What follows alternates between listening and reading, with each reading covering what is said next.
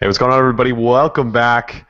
Droid Life Show, episode 49 tonight. That puts us one away from what I would consider somewhat of a milestone. Episode 49 tonight. I'm your host, Kellen. With me, Tim, Ron, Eric. Everybody say hi real quick. Hey guys, how's it going? Tim here. This is Ron. Hey, it's Eric. So on tonight's show, we want to talk a little bit about all the HTC M8, which is the one sequel. Talk about all the rumors that are out there. We've got some new pictures of what could potentially be the device.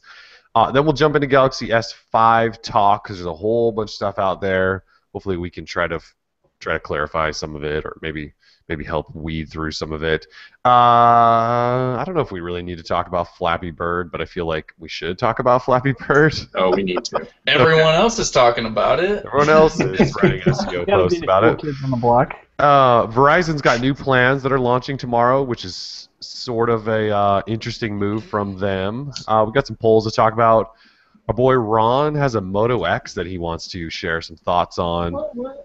Yeah, we've also got a Z1 Compact, Tim's final thoughts on the G Flex, and some other stuff, apps and games and whatnot. So let's start with this HTC. Now, I don't know why I decided that we should start with the HTC M8 over the Galaxy S5, because we know the Galaxy S5 will probably be a much more popular device. But let's start with the HTC M8. So latest rumors. We've got pictures of what could be the device. Essentially, it looks like an HTC One. And EvLeaks tweeted this, I think, a couple of weeks ago, said, it looks strikingly similar. So we've got a device that has on-screen buttons, assuming it's real. And it looks just like an HTC One, maybe more rounded corners or something like that. The only thing that I think sort of annoyed everyone was that there's this really big fat black bar on the bottom that houses the HTC logo, and in the original one also housed the two capacitive buttons. So if you have on-screen buttons, I think a lot of people are wondering why we need this giant area for the HTC logo. Can they put it just on the back or something like that? So that's kind of what we're looking at. There's another photo floating around today that shows a similar picture of a device with no black bar, though I don't know if we should believe it or if we should believe it. It's kind of tough to tell at this point. From what you guys have seen so far with this HTC M8, does it look interesting to you? Does it just look like another one? Any thoughts come to mind? I was, as you mentioned, we were expecting it to kind of look like an HTC One, but at the same time, I was kind of hoping for a little bit variation in design language. It still seems to have kind of the humped back, the rounded back, which I'm not the biggest fan of, because when I place it flat on a desk or a flat surface, it kind of rolls around and stuff, or wobbles.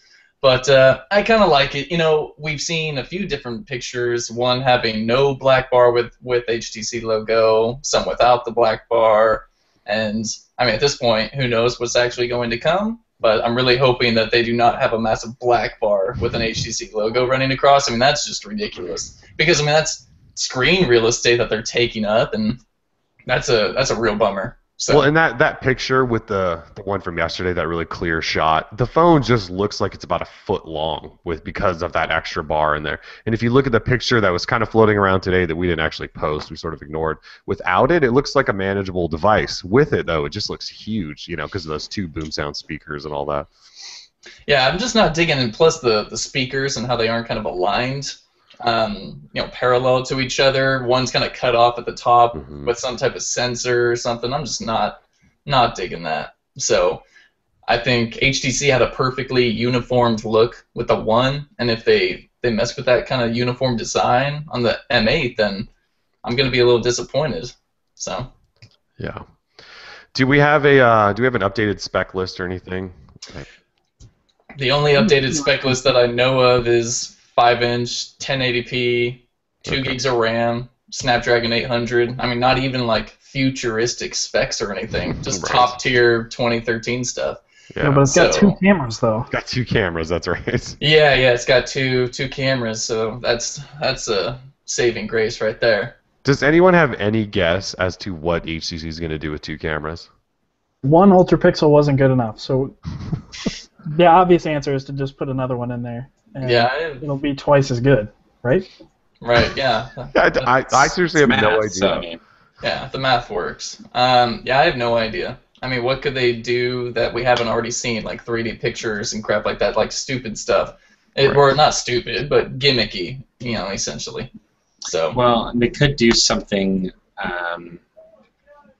The only other thing I can think of is maybe doing something like with HDR, where you can take the pictures simultaneously because you got two cameras.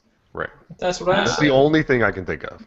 Yeah. Yeah. Is that they're going to do something like that? Because there's no way they're doing 3D cameras again. That's not happening. Right. Yeah, that's been done. Let's not forget the Evo 3D that existed for a while. Sort of existed, yeah. That's got to be it, right? It's got to be some sort of HDR thing. And is that worth putting another camera on your phone for? Well, Maybe they it's don't a even fingerprint look. Sensor too. Yeah, well, they don't even look like they're. One seems like it's pointing up, like it's not even pointing straight. So doing an HDR thing doesn't really make sense because it's not taking a picture of the same thing, at least from the pictures we've seen. Or at the same angle, even. Yeah, maybe it's like a super pano, like portrait mode type deal, but either way, it's stupid. Well, I mean, I don't know. We can say. I mean, it could be that they came up with something that we just haven't thought of. Yeah, maybe it's totally innovative. Like the ultra pixel. Yeah, the quadra-pixel. Maybe they gave us a regular megapixel camera and then an ultra pixel because they just don't want to get rid of it. So you can decide. Yeah, you can decide which camera you want to take a picture with, the ultra pixel or a regular camera. That makes sense to me. That's not just a 4 megapixel glorified camera. Yeah, so that's we still don't really know when it's coming, right? HTC hasn't set a date. The last we heard, I think, was late March. So it's interesting to see how much this phone is leaking, and it just seems like we've opened floodgates here. And the Galaxy S5, we still pretty much know nothing about, and it's coming in 2 weeks. Well, I feel like that was probably planned on Samsung's part. Like, oh, we can't let HTC get any foothold here. Let's drop a little, Let's put it out there and chum the waters a little bit, make everybody forget about HTC again. Yeah, last year it felt a little like HTC had a chance because they got their phone out first, and then this year they're not getting it out first. Yep. Yeah. They're upset. They are.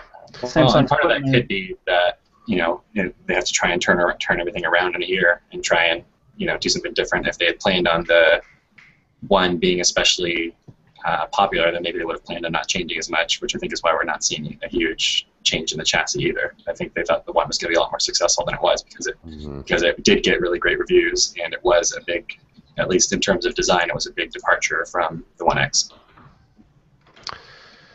Yeah, and it just ended up failing miserably. I just posted a link in the chat, not to change the subject, but LG just announced the G Pro 2. Mm-hmm. It has a 5.9-inch screen. And I'm trying to read. It's translating, so I'm trying to. 1080p, 13 megapixel camera, launching with 4.4. It never fails. Never fails. Yeah, it's like clockwork. Yeah, it's nothing too special. Like we just happened to mention the word Samsung, and LG's like, "Shit, better announce it." Fire everything. Make it so. The camera UX has natural flash, magic focus, slow motion, burst shot. Okay, so it's basically they're copying everything from the 5S announcement. Pretty much, yes. That's great. Hey, we did it first. We were out first, right? Remember us, guys? It records in 4K. There is a dual browser, whatever that means. That'd be HTC's dual cameras. Yeah, privacy UX, guest mode. Look at all this stuff. Yeah, so silver, tan, or in Titan. There's 3 colors. You know how the Samsung thing had all those little circles with the things that they were going to talk about at Unpacked? It's like just took all of those and like, all right, let's take these and just make our press release that. Right. So yeah, Snapdragon 800, LTE Advanced, and LTE Broadband, a 5.9-inch 1080p display, 13 megapixel OIS camera, 3200 milliamp hour removable battery, 3 gig RAM, 32 gigs of storage. Can you guys hear my cat, by the way? I can see your cat. He is like crying at the door going, "Let me in." And yes, 4.4 KitKat. So yeah, G Pro 2 official. Yeah. All right, back to Galaxy S5 now. You guys want to talk about that for a second? Greatest phone ever, yeah. Unless you want to keep talking about this G Pro 2. No, I'd rather we not. It's basically the same thing, right? Yeah, pretty much. Well, So Galaxy S5, the biggest new news bit anyway was they updated their Unpacked 5 sort of invite with 9 topics that they're apparently going to cover or going to be features of the phone or something. And they are speed, outdoor, curiosity, fun, social, style, privacy, fitness, and life. So I kind of whipped through that a little bit, and if you think about each one of those, they're all sort of subjects they've covered in previous phones. So I don't necessarily know that any of them are new topics. It just maybe means they're going to redo all of that stuff. So I don't know. It's all stuff that we've kind of made fun of them for. And it's all stuff that's apparently going to be in the Galaxy S5. The other thing we saw is from some guy named Sonny Dixon. I'm sorry, I have no idea who Sonny Dixon is. Apparently he's a big Apple leaker. why do you hate Sonny Dixon? And Sonny Dixon posted a picture of what could potentially be a Galaxy S5 render. Looks like from a user guide, maybe, something like that. And yeah, since this guy apparently posts all sorts of Apple leaks, this Did he could defect be to the real. dark side? I'm not really sure. Well, last year he posted a bunch of early leaks for the 5C chassis in particular, I think. So apparently he's got some ties with some manufacturing over there. Exactly. He's been leaking iPad displays, things of that nature. Like he leaked all the first looks of the iPad Air displays and 5C and stuff like that. So he's been in the Apple game for a while. 2013 was a big year for him, and to see him leak some Android info, some Samsung stuff, it's a nice little change of pace. And since he is a credible name, in the industry for Apple at least, anything that he's got to say about the S5, we'll take it. So I'll take it. Whatever.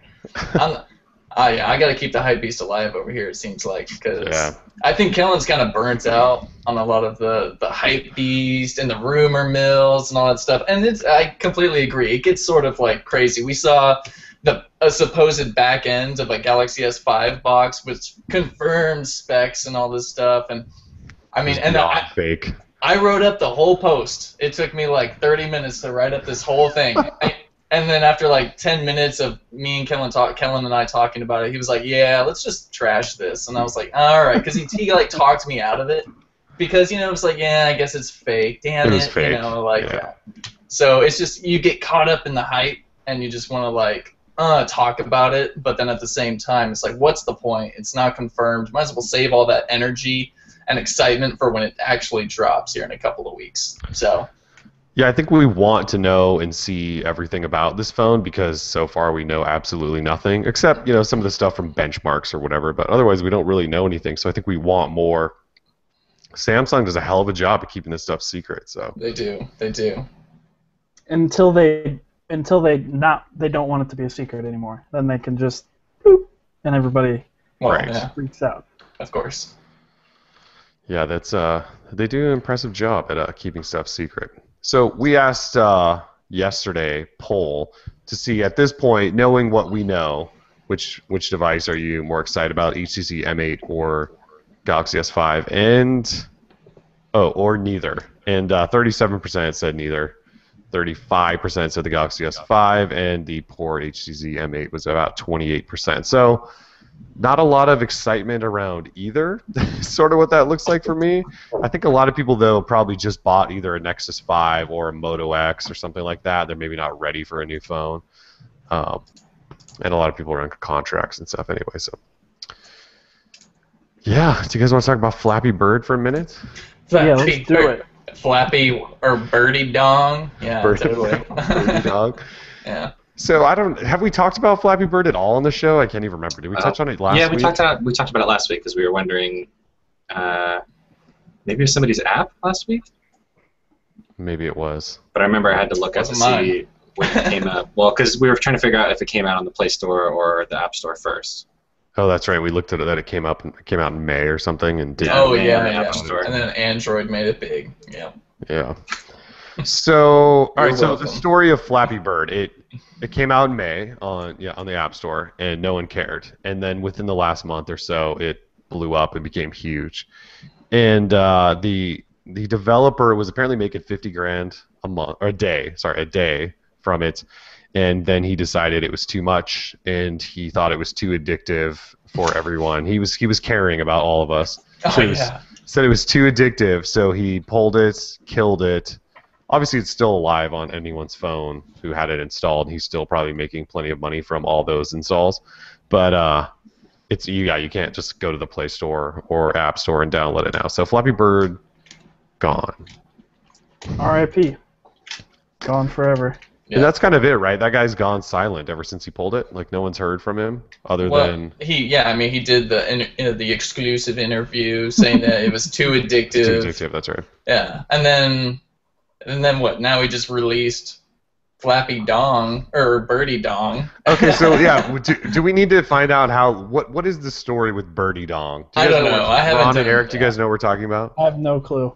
I just saw Tim's tweet about it, and I didn't look any further. Okay, so there's this Twitter account that has 434,000 followers, Which was And- the original Flappy Bird account. which we're pretty sure was the original Flappy Bird account, and now it's called Birdie Dong, and there's now a Birdie Dong game, and it's free, and it's the same game except there's trees or something instead of pipes. It's very Asian themed. It's like an Yeah. Asian bird, and it's probably the worst game I've ever played. Like Flappy Bird was bad, only in the sense where it's like, oh, really frustrating, but it actually Yeah. worked.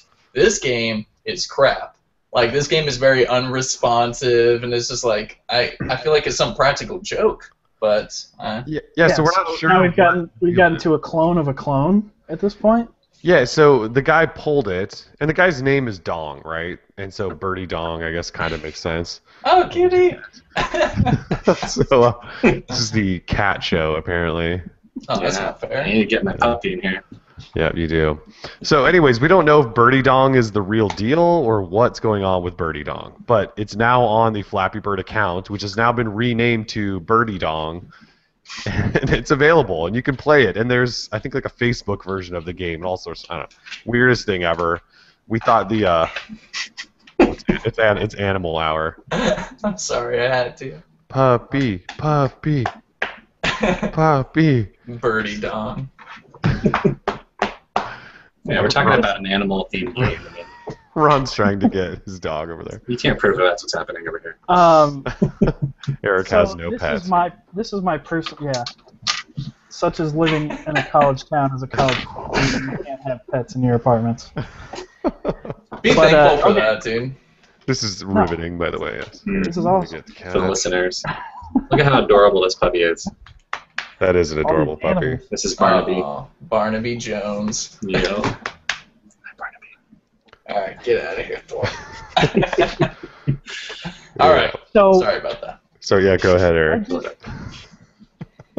this is my personal opinion. Like we're never going to be able to confirm this because nothing's ever confirmed. But this guy, I think, was looking to make a quick buck, and he made a clone of some Mario game. I mean, you can say what you want, but those are pretty much Mario. He could have drawn them themselves, but there was a clear intent that it was supposed to look like Mario. Those are Mario tubes. So he was looking to make a quick buck. Made it last year. Never really expected it to get that big. Maybe make a couple $100 or two off of it. He probably only spent like 20 minutes making that game or whatever.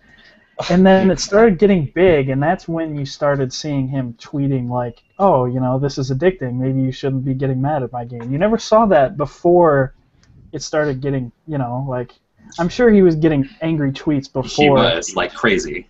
Yeah, but you didn't start seeing him backing down from the game until it was getting all this publicity. So I just feel like it was getting to the point where he was starting to worry about legal action, and Nintendo just came out and said that they wouldn't have done anything, but that's easy to say in hindsight.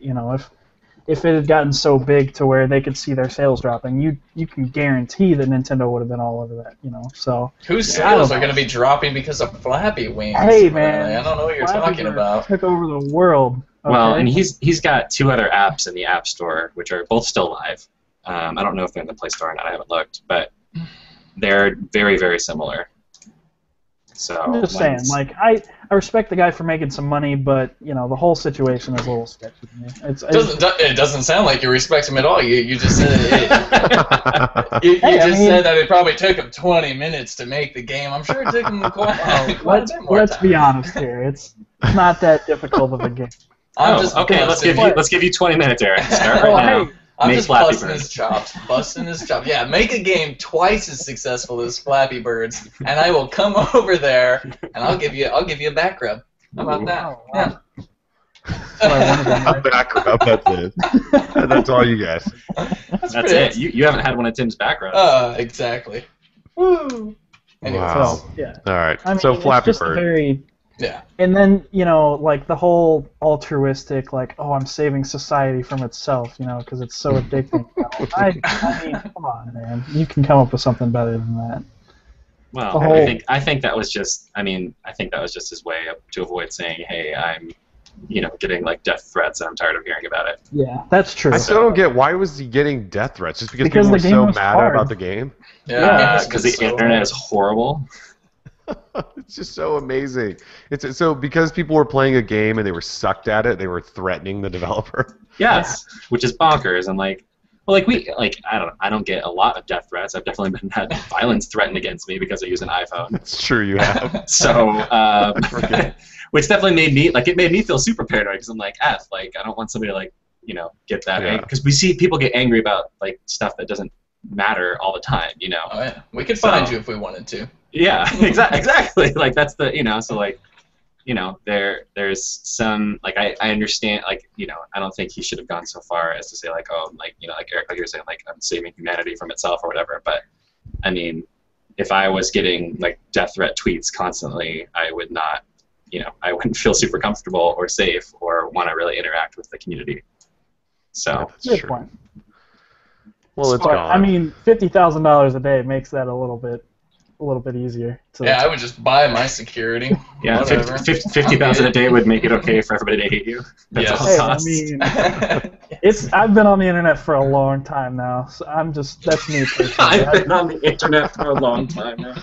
I mean, I've learned to deal with. Sounds like I know who Meg Ryan is. Yeah. I've been called everything in the book, so.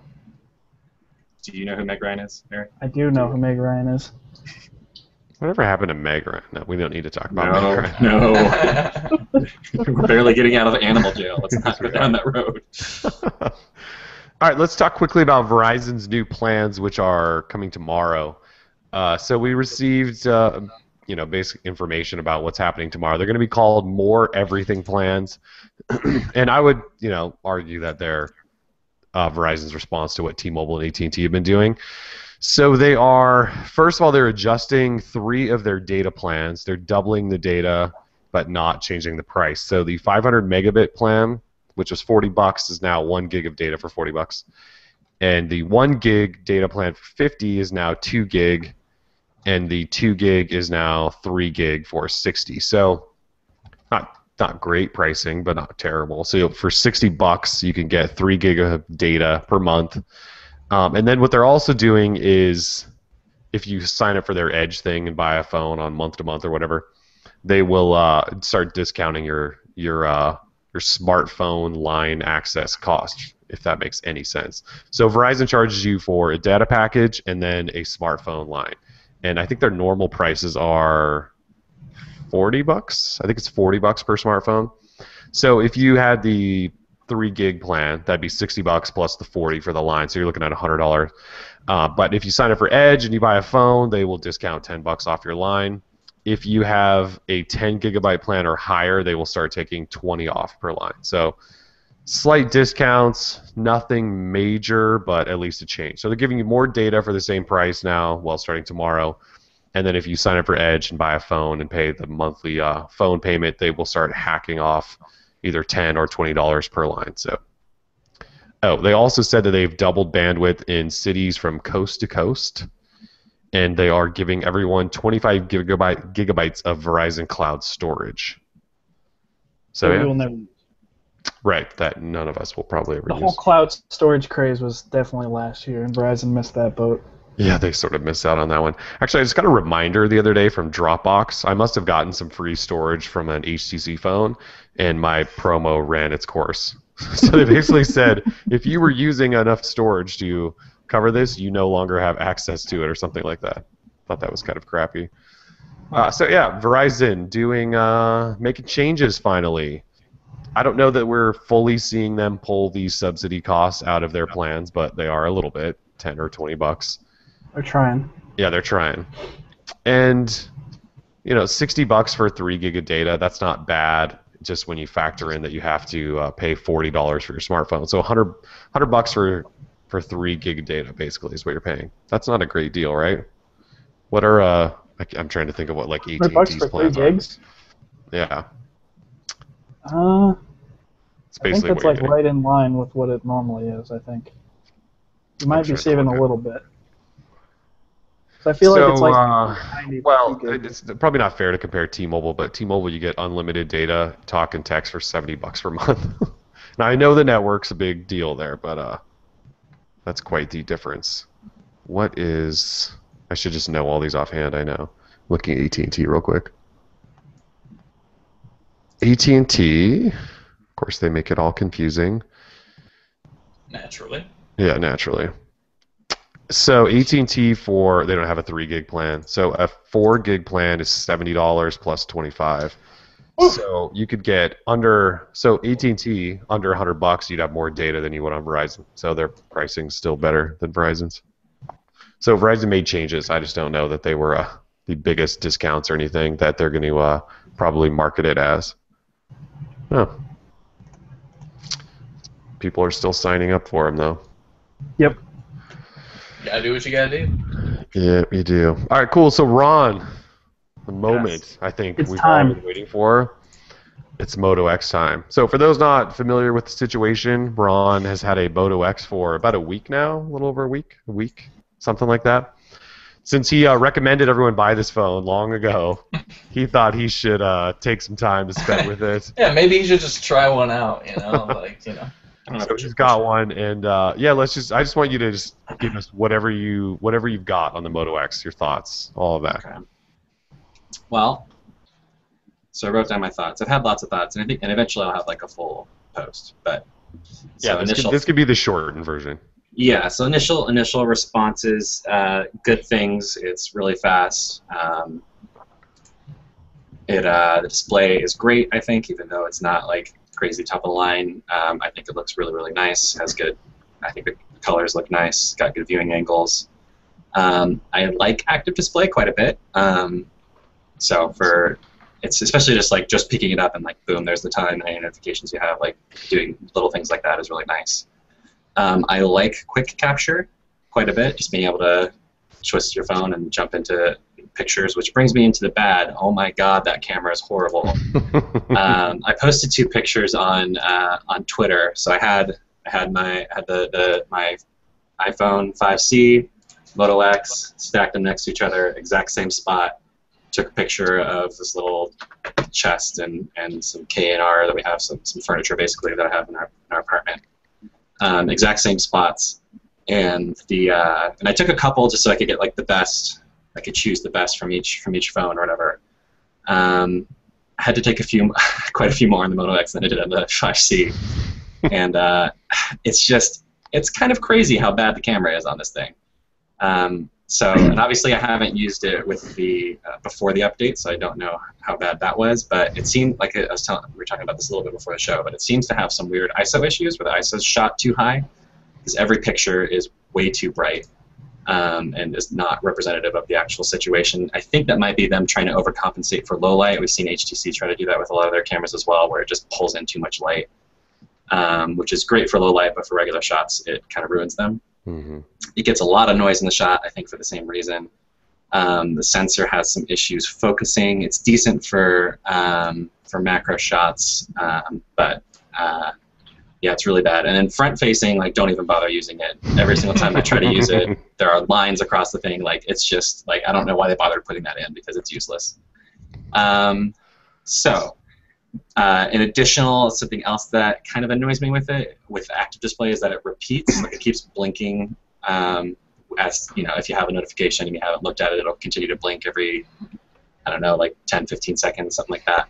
That drives me crazy. That's the reason why I don't like notification lights on Android phones, because they blink at you forever. So you can swipe, like if one shows up, you can like swipe it away. Like I know, but I don't want to touch it. Like I just, You just want it to stop doing that. Yeah, I know that something happened. That's fine. If it's something I want to deal with, then great. But like somebody like faved my tweet or something, like I don't need to investigate that right away. So like blinking that at me over and over again is not super helpful. So I like that it lights up. That it's like it does a step further than what Android phones used to do, where you just get that blinking light. Mm-hmm. So it kind of gives you some of that information, which is similar to what the iPhone does. The iPhone will pop up and show you the actual notification, and then the screen goes off and you're done.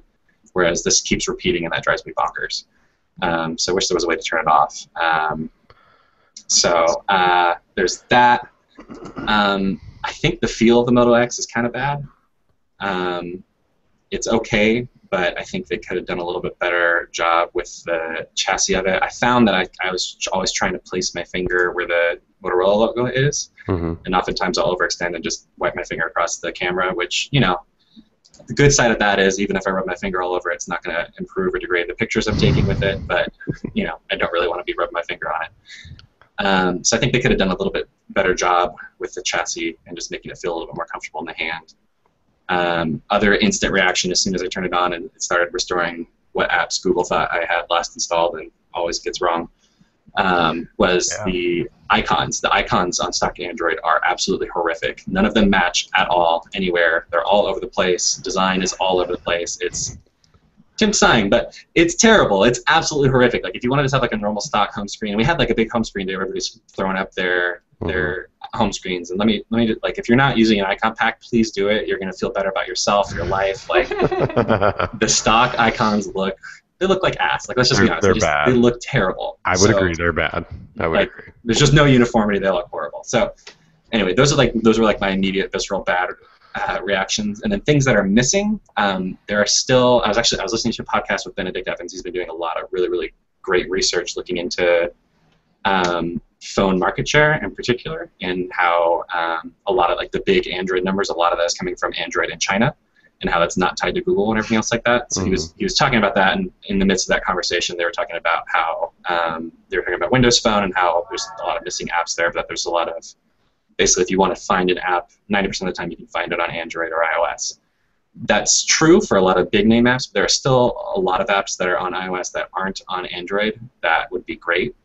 That I love having on iOS that just still are not available and may not ever be there. So like Fantastical is a big one. I really, really love that calendar app.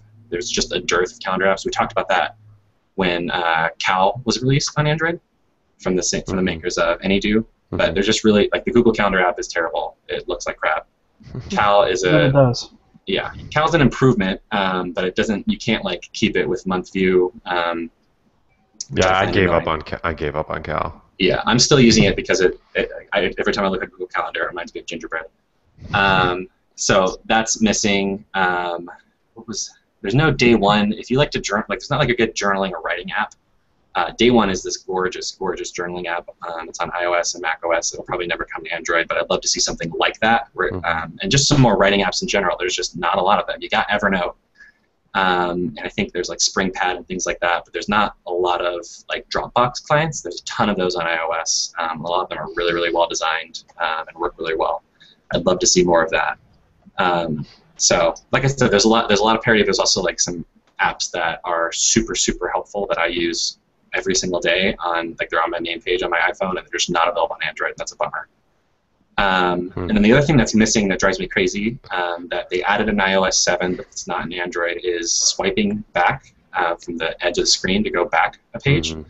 I know there's the back button, but the back button is inconsistent in its behavior.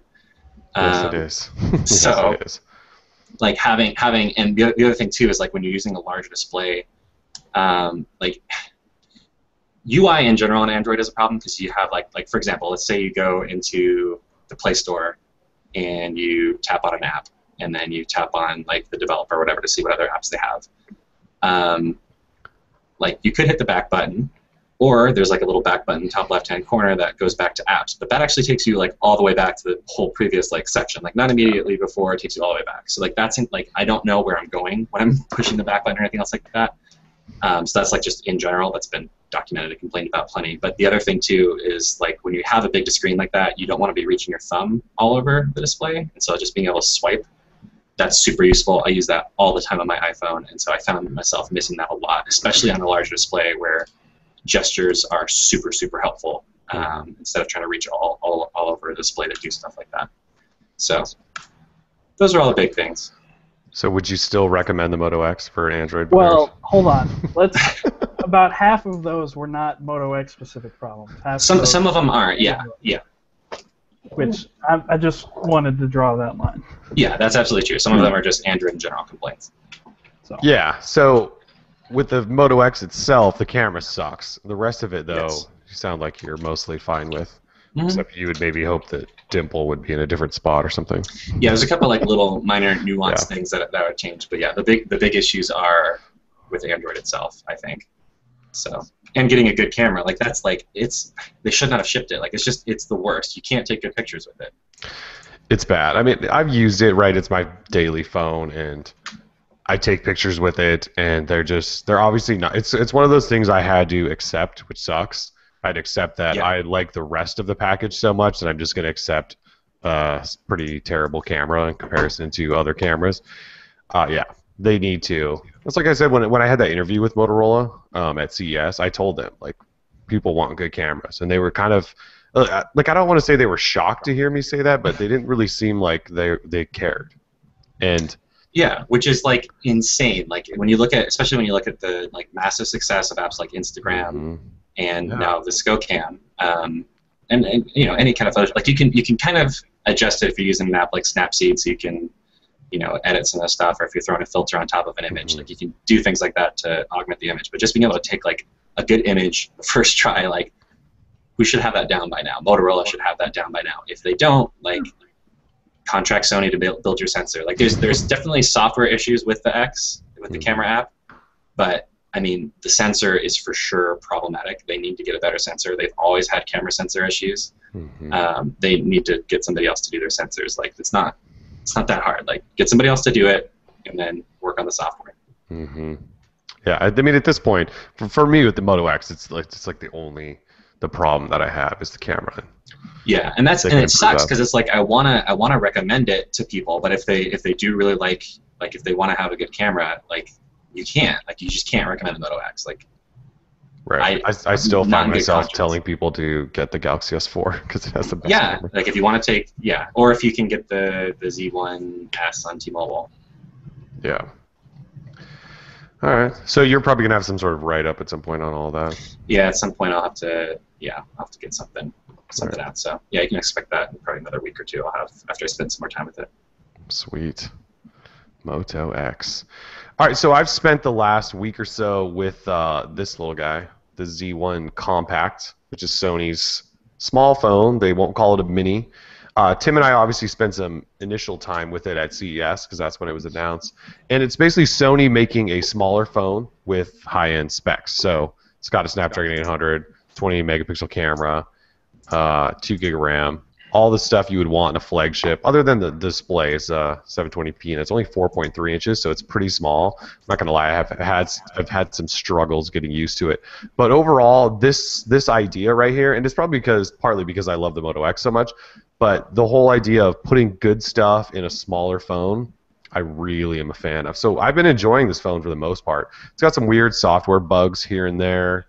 I haven't actually dropped it in a toilet or anything to make sure that it is waterproof, but so far, really, I did a little video yesterday, I believe, on it. So just check that out if you want to hear some more thoughts. But really cool little phone, really cool idea. Especially, you know, I can hold this phone in one hand, no problem. Just kind of nice. So, yeah, we'll have a review on that shortly, so that I can get ready for the Galaxy S5. Which carriers is it coming to? None that we know of. None, yeah. Good. It's one of those. It's another one of those things where Sony announced a phone, brought it to Europe, and we have no idea. I would imagine it'll be here in 4 months when no one cares. So the Galaxy S5 will be here, and the new HTC phone, and then Sony will go, and now the Z1 Compact. and they'll sell it for $200 on contract or something, and no one's gonna buy it whatsoever. Which is too bad, because if it came out right now, I would tell people to think about buying it, because the camera is actually pretty good. Speaking of cameras. Tim, you did a review on the G Flex last week. Got any final thoughts on that? G Flex? Oh, I've been pronouncing it wrong this whole time. I thought it was Flex. That's my bad. That video review was super awkward. Which one? I always do awkward videos. Like, I've been doing this for a couple of years now, and I still can't make a good video without going, but, and, It's so hard. Like, I came into Droid Life, watching Kellen do those, and then I had to do one. I think it was for, like, the original Note or something, and I was like, oh, I got this. It is tough. It's tough, dude. It's tough. Yeah. Well, now I can do one in a single take and have, like, an acceptable amount of ums and buts, Yeah. but I used to have to do, like, 20 takes. Man, those and things are rough. Yeah, it's rough. Anyways, I'm just not a very good, like, public speaker, like, And anyways, so the G Flex, at the beginning, I really liked the device, but as time wore on, I found myself to be less content with the device. Merely for the reason that the screen, like the size was just a little too big for my liking. 6 inches at 720p means I was seeing a lot of pixels. I was having a serious like ghosting issue with mine. Apparently I was the only one, because everyone's like, oh nope, no ghosting on my G Flex on T-Mobile. I'm like, oh, okay.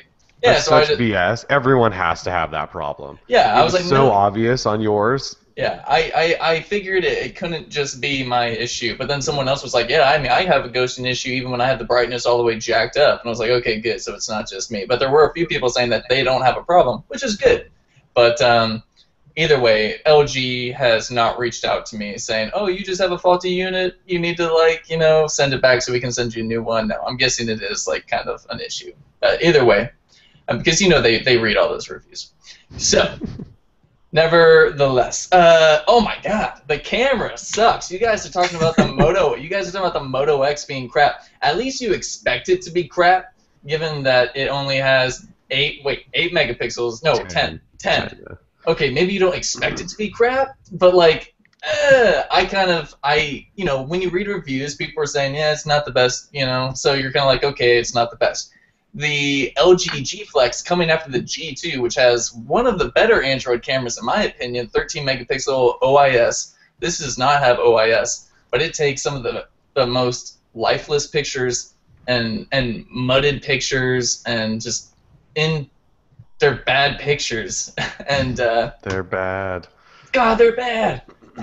In certain lighting conditions, it's just fine. But, every time that I was taking it outside or taking pictures of the dogs, it took long to focus. Some of them were just underexposed, and all around kind of a bad camera experience. And you know me, I'm Mr. IG, and if I don't have a good camera on my phone, I'm bitching the whole time. So, camera was not good, display not good. Performance was great. Snapdragon 800. I mean, it's a neat phone. Everyone I showed it to, they're like, whoa, curved display. I'm like, yeah, totally. You feel like you're totally immersed in your experience. and that's kind of cool. Had a good speaker, great battery life thanks to that 720p display. But, other than that, I'm kind of on the fence about it still. Like, I wouldn't pay $300 on contract. I could see this phone going for $199 on a new 2-year. Anything above that is blasphemy. And it is $300, right? It's $299. $299. So and premium experience. Yeah, exactly. Well, you slap an ultra premium price tag on a sub premium device, and that to me is it's a no go. So that was my time with the G Flex. I had fun, but I'm happy to be back on the Woodback Moto X and the Stormtrooper Nexus 5. So jealous. Don't be jealous. I feel bad because I waited so long for this Moto X, and I really like it. I still love the Moto X just as much as I did. But the wood back, it's not the same as like Kellen's bamboo wood back. This is like not wood. It doesn't feel natural. It just feels like plastic colored to look like wood. Yeah. And I know it's sanded down and treated so there's no water. At least Kellen's looks and feels like wood. that's it. This one does not feel like that, and that's what I was hoping for. So that's it. So don't be too jealous, because I'm still a little bit jealous. Yeah, I look at it every You day should and be I'm like, jealous. where's the grain? Like, where is the, like, give me jelly. something. Yeah. Oh, Bee see that? jelly. Yeah, that one's hot. I mean, it's a great looking phone, and people love it when I show it to them. But Yeah, well, I think that the murdered out one with the walnut, that one looks the best. I think. see, I disagree. Like the way Okay, I know you haven't felt Kellen's, but like after you. Well, that's what I'm saying. Looks, not feel. Oh yeah, totally. And personally, but it's I wish both. you could get the one thing I dislike about Kellen's with the bamboo is I wish you could get white instead of silver accents. Because the silver I just don't think looks as good as a white accent. The white would be sweet. Oh, tell you you, mean and- like on my buttons? The I buttons mean, and I the ring made- around the Camera camera. ring. And Yeah, the I mean, ring, I yeah. chose those to be silver. Yeah, but you can't choose get white. No, you can't get white. Yeah. I double checked because I was like, oh, that Yeah. looks sweet. And I hear what you're saying, and no, they Yeah. don't come in white. No, But right, they don't. when you see that phone in person, you can almost see like the little grooves of the bamboo on the back. Like yeah. it's so hot. But on the walnut one, it's very flat, and I've got some wood over here for this phone. Yeah, I got wood for my phone. Yeah, so it's all right, And going back to the G Flex, I'm gonna ship that back. Yeah, I was gonna say you're not missing the G Flex. In other words. Not a day goes by when I think about the G Flex. Nice. Yeah. All right, cool. Nexus 7 finally coming to Verizon tomorrow, and actually a little update got pushed to the LTE version today to make it fully compatible, although it worked on Verizon network in the past, so we're not really sure what that update was about. But yeah, finally selling in stores and online, which is surprising. So Nexus 7 with LTE, 2013 variant, and Verizon's apparently going to sell a whole bunch of accessories and stuff. I'm not really sure what the deal is, because we went through that whole ridiculous story about how they wouldn't activate it, and some guy on the internet made a big deal out of it, and no one else tried to activate theirs there, so they didn't really care. But they went through the whole, well, it's getting certified and this and that, and now they're doing almost like a launch of it. No other carrier that I can think of did sort of a partnership launch with the Nexus 7, did they? I mean, AT&T and T-Mobile and Sprint, it works, I believe, on all their networks. Maybe not Sprint. Maybe not Sprint. Oh, yeah, not Sprint. But AT&T and T-Mobile, and neither of them, I don't think, are selling it in stores or anything. So it's kind of weird to see Verizon buddied up with Google. Yeah, Verizon and Google are back together again, and it feels so good. Apparently they are. Kind of, but if they had been it should have been their launch, right? Yeah. Yeah. Yeah, it should have been there but at launch. Verizon can't get anything right, and they're like they're trying to certify 1 million devices at once, and the Google device, of course, is the last on their list. Right. So it's the tablet when we all wanted the phone on Verizon, not the tablet. Well, Yeah. let's not give Google a free pass for launching things well, because man, they can screw some things up. Yes, they can. That is true. That's the old Google. There's a new sheriff in town, and he's doing just fine, I think. Sundar took over. Everything's good now. Exactly. Get out of here, Ruben. Get Get out of here, Rubes. guys. Get out of here, Rubes. Sorry, Andy. I still think you're handsome. Build some robots for me, Andy. Yeah. All right, so let's talk apps and games real quick, and then. All right. 50 already. Maybe we can wrap. I just wanted to point out icon pack today that I wrote up called Influx. It's been in development for quite some time. Been testing it for a while. Really nice icon pack. It resembles a little bit of Lumos with the rounded icons that aren't exactly full circles, but it's not really that soft finish. It's a little bit brighter. It does have the long shadow. I know everyone has a long shadow now, but it has one of the best set of wallpapers I've seen in an icon pack in a while. So if anything, get it for that. It also comes with a set of Zuper widgets and a widget locker theme as well. So for Dang. $2, it comes with everything. It's got Tricked out. yeah, it's got over 600 icons, lots of good wallpapers, and some other stuff. So Influx icons, another pack you should check out if you're into icons. Like Ron said, dump the stock icons on your phone. And Ron just walked They're away. so ugly. What I kind of like about the stock icons, for some reason, the stock icons on the Nexus 5 using the Google Experience Launcher, They Google look Launcher, good. whatever, they actually kind of look good because they're blown up or something. Yeah. I don't know why it is, but they kind of look good. Yeah, you're right. On the But Nexus 5, they don't look bad, yeah. Yeah, but other than the Nexus 5, you'll never catch me using the stock icons. I completely agree with Ron in that sense. Yeah. So. Sweet. What are we talking about? We're talking about stock icons and how you terrible. write. Yeah. Yeah, they're bad, man. They're bad. They look like they were created by 8 different departments that didn't talk to each other about them. Yes. Like the phone icon looks straight robotic and futuristic, and then you're right. They're all bad.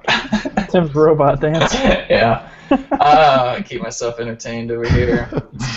I got three apps to talk about. All right, let's hear them. All right, the first one I can't really pronounce. I'm guessing is it I can't speak Russian, so I don't know how to pronounce it. Anyone, Ron? Can you help me out here? Looks like Musée to me, but.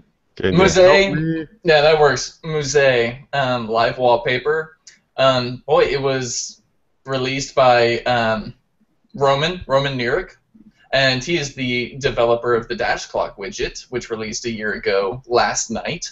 And Musée live wallpaper is a live wallpaper that you can have two setups.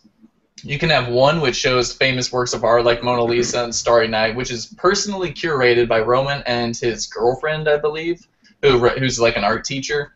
And so you can have those pictures going in the background on your home screen, or you can have your own pictures, whatever you'd like, from whatever folder you want. And so what happens is you set an amount of blur that you would like placed on the wallpaper and the amount of dim. And when you're on your home screen, the art or the picture itself is blurred out. And then when you double tap on your home screen, it brings the wallpaper into focus.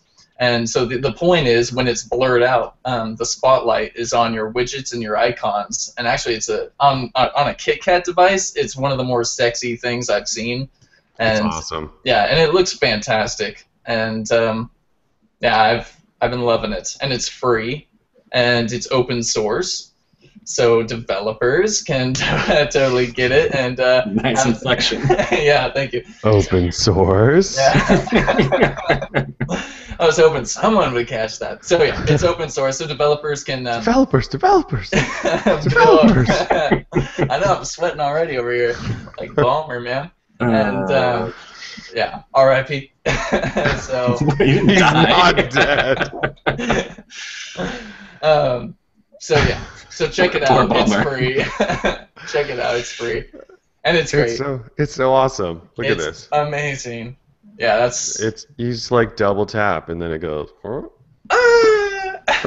It's so great. It's like one of the coolest wallpapers ever. It is. And you can put a whole bunch of wallpapers in there. It'll adjust like every hour if you want. Yeah, it would go from every hour, 3 hours, 6 hours to 3 days. It's pretty great, and it's refreshing your home screen. It's just a nice touch, and like I said on KitKat, it's pretty sweet.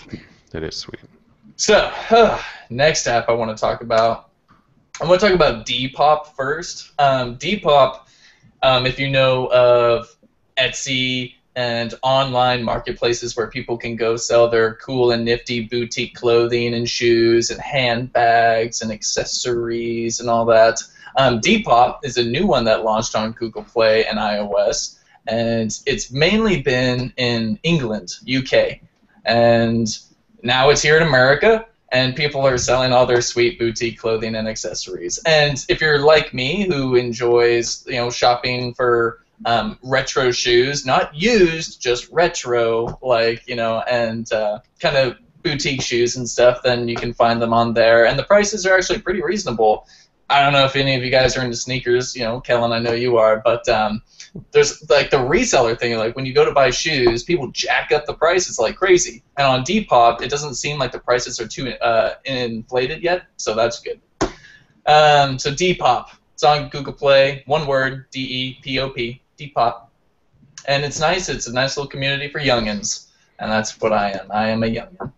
The next one I want to talk about is, I can't talk much about it, just because that's the nature of the business, but I actually have QuizUp running on my Android phone at this very moment. No big deal. It's just not released or anything like that. But so I finally got the Android beta of this app, which has been insanely popular on iOS. Basically, you go head-to-head with someone else in the world over a category of your choosing. It could be logos, brands. It could be a quiz about your favorite show, Walking Dead, Family Guy. I am a Family Guy master. And I'm also a logos master, I've noticed. I'm really good with logos. But in this day and age, who's not a master of logos? That's how we buy. Either way. So Quiz Up, it should be coming soon. Now that I'm on the beta, and it's taken them a long time, they just got the game working on a live server, which means you can now challenge people on iOS. And at first it was working on the closed developer server. Now it's open to the public, and it seems as though they're nearing a launch. So, of course, since I'm so frickin' addicted to this game, the Droid Live community will be the first Android community to know when Quiz Up goes live for Android. I don't care if it's at 3 a.m. at night. I'll be there writing it up for you. So don't worry. If you've heard about it, the rumors are true. The game is awesome. So, Quiz Up, it's coming, and that's that. Breaking news. Did you get this email, Kellen? I don't know. What's breaking? Dropbox hires Google's Dennis Woodside as operating chief. Really? Where'd you get that from? Wall Street Journal. Really? Yep. That Dennis, sucks. no. Dropbox Dennis, no! No, Dennis. As its first operating chief officer, according to 3 people familiar with the matter. Wow. Yeah, it's on the That's a web. new home. It's on the web. It's confirmed. On the web, you have to believe it now. You heard it on the Droid Live show. That makes it. Breaking Interesting. news. That's That is right. very interesting. Well, it sounds like Kellen's going to be working late tonight. That's kind of crazy, but obviously we all expected it to happen, right? Lenovo. Yeah, it's not surprising at all. He wants to jump ship. He's like, He wasn't gonna hang around. Well, The email it's not- came into my inbox, and I just kind of swiped it away, and then I right as it disappeared, I saw that it said Google and Woodside, and I was like, wait a second, and I undid the archive, and I was like, oh, that's probably important. yeah. Interesting. Well, it's definitely not surprising that he was leaving, but Right. Dropbox would not be my first pick. No, definitely not Dropbox. So that not much at least is interesting. Yeah. All right, I got And that. there's gonna be Google. I'll COO. write it down now. Good for you, Dennis, I guess. What a weird thing, Motorola. Seemed like they were turning something around, maybe. At least there were signs of maybe a turnaround, and we were all excited for it, and then now... Well, it was. It just turns out that Google was turning the car around like an upset parent of his kid. Yeah. Turning his car around. Goodbye. Goodbye. Left him on the side of the road. Well, Dennis, it was good knowing you. It's a sick analogy, dude. Chat. I hope you still read the website. I mean, we talk about Dropbox sometimes, but Yeah, Dropbox is my favorite. It is. Crazy. I do All right, have an well, app I before have we go, nothing though. else. You have an app, Eric? Is that what you said? Holy crap. Bring it I on. know, right? So Exclusive. last week I had like a mini password crisis. I told Tim and Kellen about this as it happened. I didn't hear about it. Oh, I thought I told you. But I went through and did some password updating because I realized that my security was not as well, or not as good as I hoped it would be. You're not on two-step authentication? I am now. I will be Ah. writing. I'll be making a nice little post about that sometime here in the near future. Ah. But I recently invested in a password bank, to make sure that I could keep all of these, secure passwords in one place. In an app called LastPass. It's a web service, but they also have an Android app, and the Android app is fantastic. So, I mean, they want you to make one password that you can remember for your LastPass account, and then once you remember that password, you can generate, long strings of, just garbage that'll be very hard to hack, anywhere from like 8 to 32 digits, and the Android app, you set up a PIN or your password that you remember there, and then you get access to your password bank. So if you need to log on to Droid Live or anything like that on the web, you just open up your phone, and you don't have to remember these long passwords of just gobbledygook. It's a very good app, so highly suggest it. LastPass Password Manager? Yes. Yeah. I'm just going to link it for all the folks who might need password managing. Yeah, most of the time I see people recommending 1Password, but I just looked up their app and it looks like it was Made back in Froyo Yeah. days. Yeah, The well, LastPass app, it doesn't look fantastic, but it works. I mean, works great. So yeah. The only issue that I haven't ever heard anybody address great is if somebody hacks your What if they get your LastPassword or LastPass? 1Password. exactly. And you're So you got to make sure that one password that gets It's into really that, good. you know, Yeah. a decent one. That's So- the thing. That's the only trick. That's funny. But LastPass does have they work with a bunch of other password, like security measures. I was kind of reading up, and there's this program called Sesame where you install it onto a thumb drive, and then it links to your LastPass account. And if you want to access your LastPass, you plug in this USB drive like a key to the computer, and then it unlocks it there. So you always have to have your USB thing on you. But then again, if you lose your USB, you're pretty much out of luck. So, yeah, definitely check it out if you need to update your passwords. You probably do, because if you're like me, they're probably pretty bad. I'm only laughing because Kellen just posted on Droid Life Twitter, Dennis Woodside to Dropbox, and now people are taking that as some ambiguous tweet, and they have no idea what that means. Like, what does that mean? We're sinking him everywhere. Nah. Gee. That was not our prerogative. Stay tuned, people. Stay. Well, yeah. Well, there it is. Sweet, yeah. I've got nothing else going on unless you guys have any other stories you want to toss out there. No, I will have an announcement next week to make, but I do not have any announcements to make at this time. Thanks. I can't deny Tim. it, but I won't confirm it. As they say in the Sonic commercials. Wow, okay. What's the All problem? right, well, let's just wrap there. All right. Thank you for joining us, episode 49. Next week, I believe, pretty sure we're here. I always check this at this point. I believe we'll be here for episode 50. So, big You believe? We're just going to skip over it. 51. Yeah. Yeah, just go Well, to I won't be 51. there, but everybody else can be there. You won't be here? Ron. No. What? Ron will not be there. The rest of us will do 50. It'll be a party or something. Oh. I'm Sweet. down. We'll bring it All up. right. I'm okay with that. All right. Once again, thanks for joining us. We are out of here. Peace. Deuces.